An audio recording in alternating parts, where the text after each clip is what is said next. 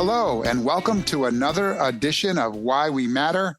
This is your host, Jonathan Raymond, recording at City Year headquarters in Boston, Massachusetts. Today, we are going back out to California, the Golden State. We have a very special guest with us today, listeners.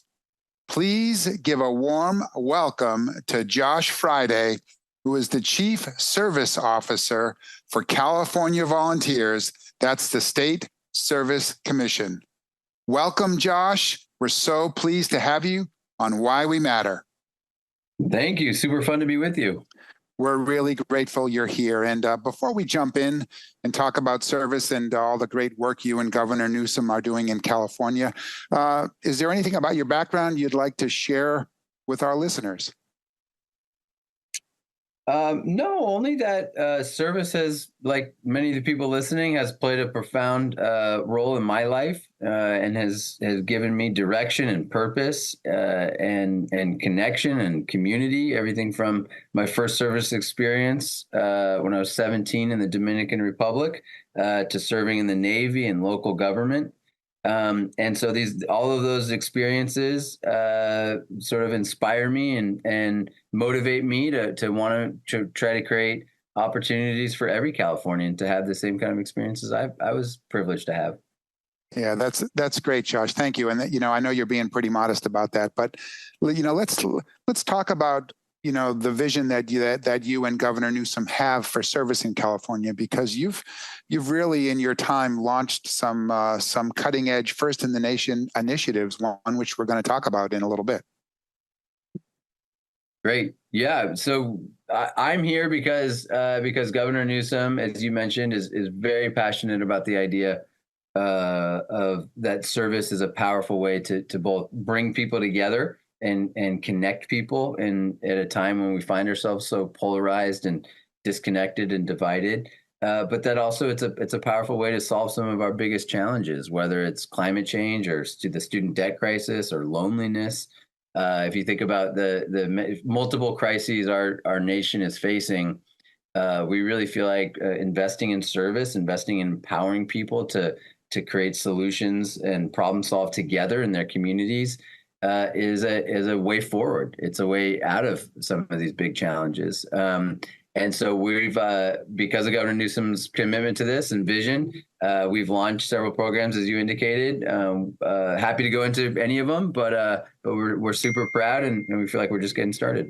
Yeah, and one of those real critical areas, certainly in California, that you've been focusing on is public education. And I wanted to ask you a little more.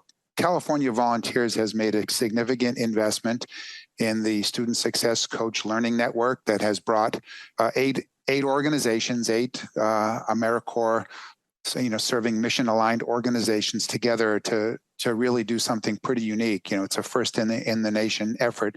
Can you talk a little bit about, from your perspective, how California Volunteers has seen this effort go over the last 2 years, and what have been some key things you've learned?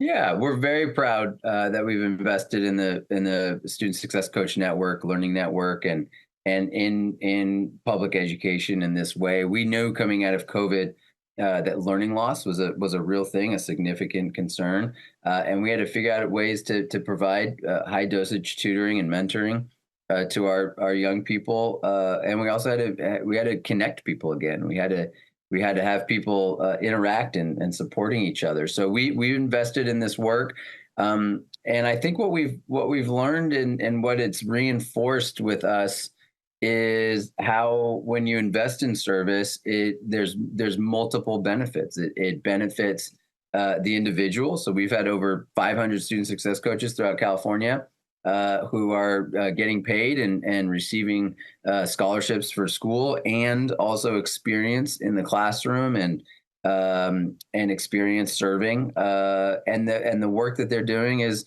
impacting the students. We've reached and served over 31,000 students throughout the state and in over 200 sites in 25 cities.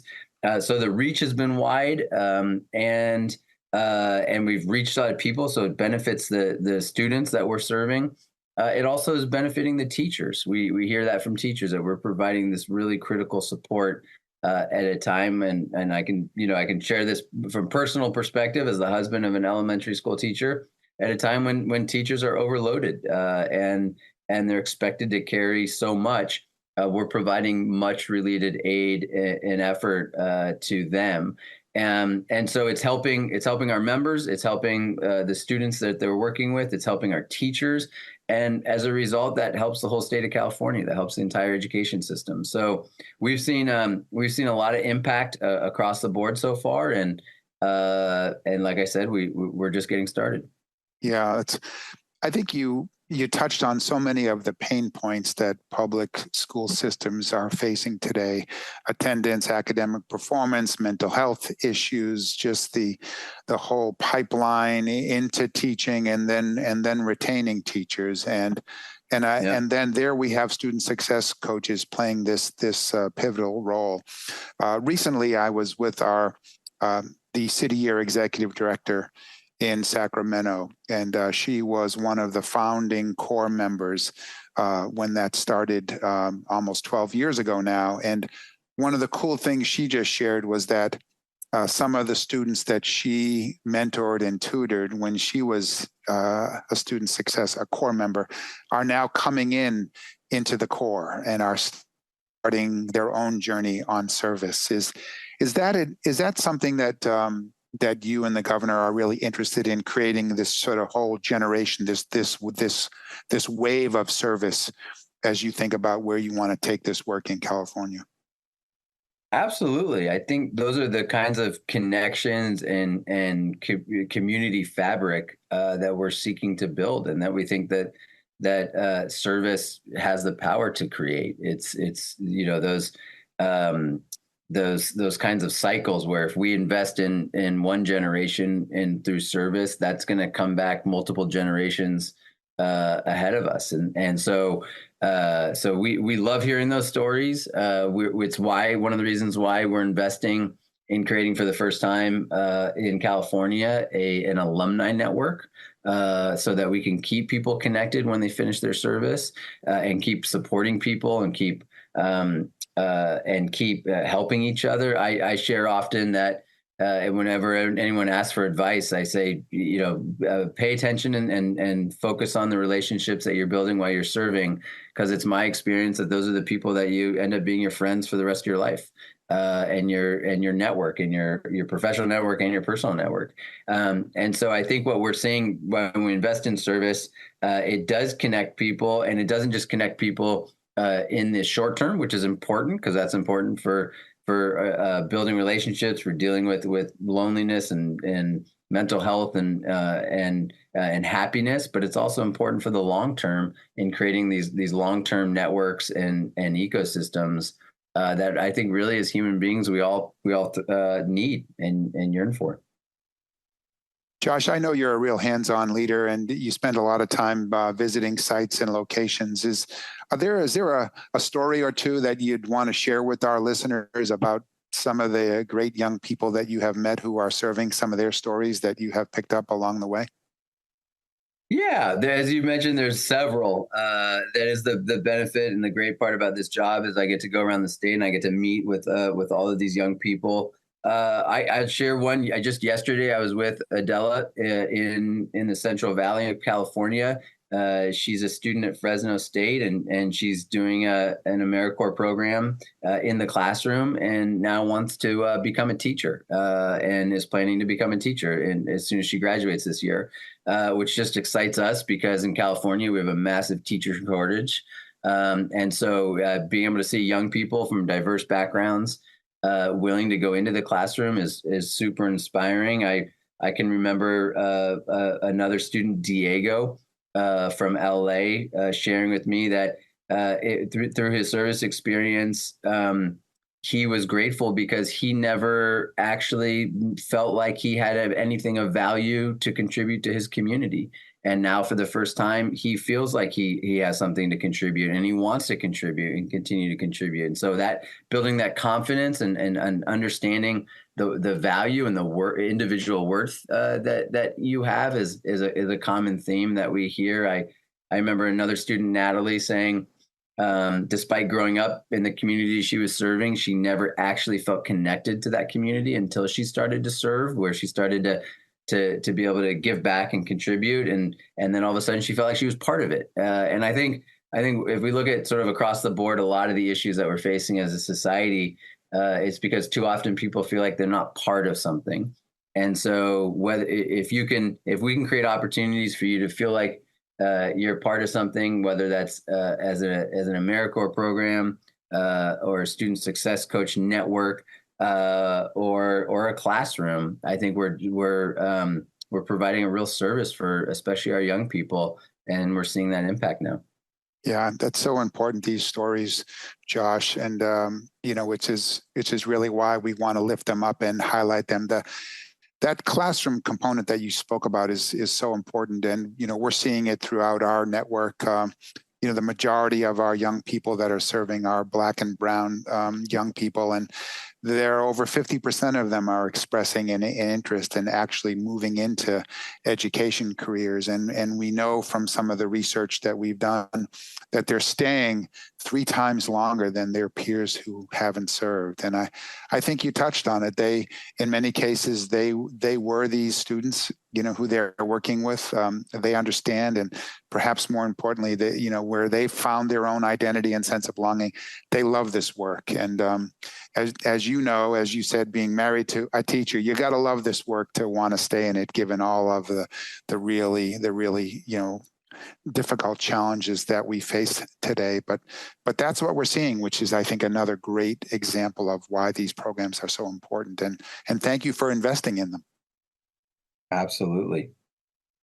We recently had a workshop. We were in Sacramento, and a really amazing thing. We had other states interested. We had other places come to California to see this work unfolding, to want to be part of it, to really hope about replicating it. So again, I think that's a great credit to you and the governor. It's always been said, some of the best ideas, blow west to east, and here's another one. But if there's something that you would say to other areas, some of your colleagues around the country about, some of this work, what's maybe a little bit of advice or guidance that you might say about, some of the things that you and the governor are doing in California, like the Student Success Coach Learning Network?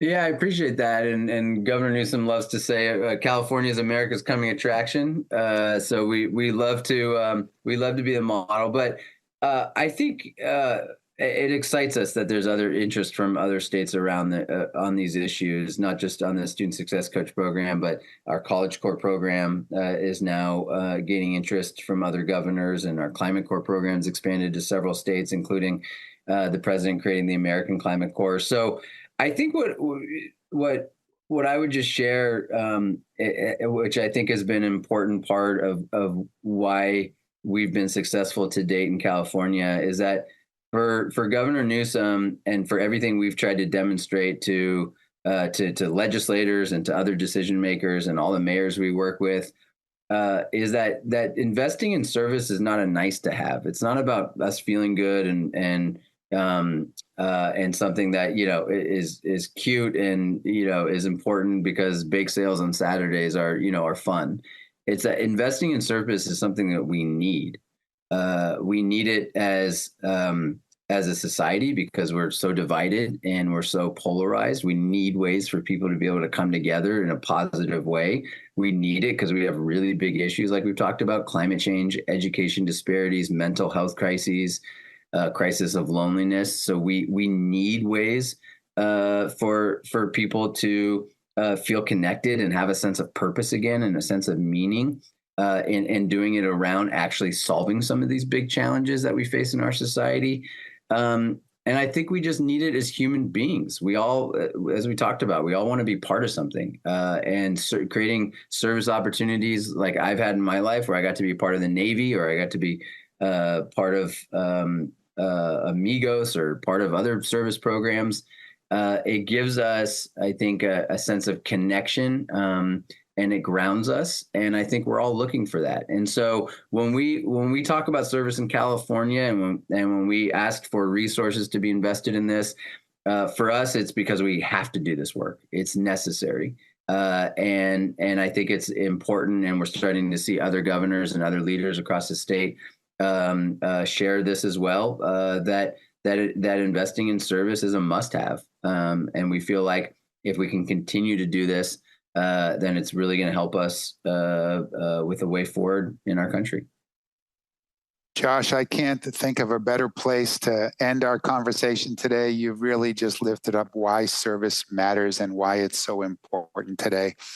I want to thank you and your entire team for all of your continued support and guidance, and really shining the light on what's possible. I think if I can say one word, you've really provided hope and a possible future that is really, really bright. So on behalf of our entire network and all of our listeners who really understand why this work is so important and learning more about it, a huge thank you and gratitude and an appreciation for your leadership, for the governor really shining a light on service and pointing it into so many important directions that we're facing in our communities, and giving young people that their own sense of hope and opportunity and identity and belonging, and helping to pave a bright future for them. So thank you for your time and your leadership on this. It's always fun to be with you, Jonathan. Thank you for everything you do as well. There we have it, listeners. Another great edition of Why We Matter. Please follow us wherever you listen to your podcasts, whether that be Apple or Spotify. And stay tuned for another exciting episode coming up, where we continue to explore the importance and why relationships matter so much in this work. Again, thanks for listening. This is your host, Jonathan Raymond, recording at City Headquarters in Boston, Massachusetts.